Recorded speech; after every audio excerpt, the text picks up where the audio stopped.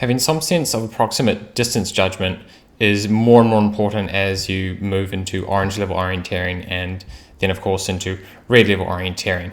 You're starting to move a lot more in the terrain and less on high confidence features like tracks and fences. And you might have a list of stepping stones that you're going from this track and then you're looking into the forest to a hill across a flat area, and then from that hill you're looking for a ridge line that's going to take you to the control.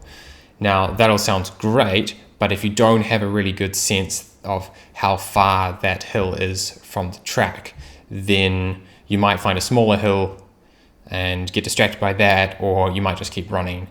And there's two ways to approach this. Now, one is just repetition, is you're paying a lot of attention to exactly where you are on the map and asking yourself, am I there yet? Am I looking ahead? Looking back, how far have I gone? And you kind of calibrate your mind into a sense of this is 50 meters, this is 100 meters. And maybe you don't even know that kind of unit. You don't actually know how many meters, you just know this space on paper feels like this distance in the terrain. Now, the other way to approach it is a more numerical way, and that's to calibrate some sense of pace counting.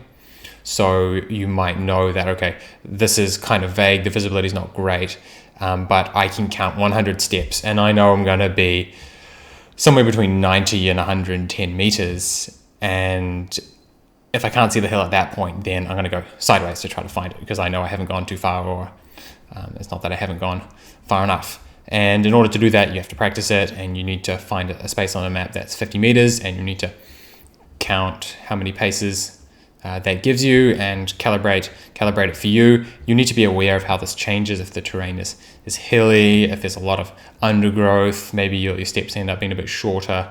If you're getting tired, then it can change. So there's a number of things, but the only way to get a hang of this in both instances, the more numerical pace counting way or the more subjective sense of distance way, is to practice and have feedback so that you know this is how it felt, or this is how much I counted, and this is actually how far I went. So you need to know this is 50 meters in advance, and you need to go out and test that in training. And there's no other way but just repetition and take the measurement, go out on the terrain and do it, get the feedback. Are you getting a good accurate reading no matter which way you approach this particular challenge?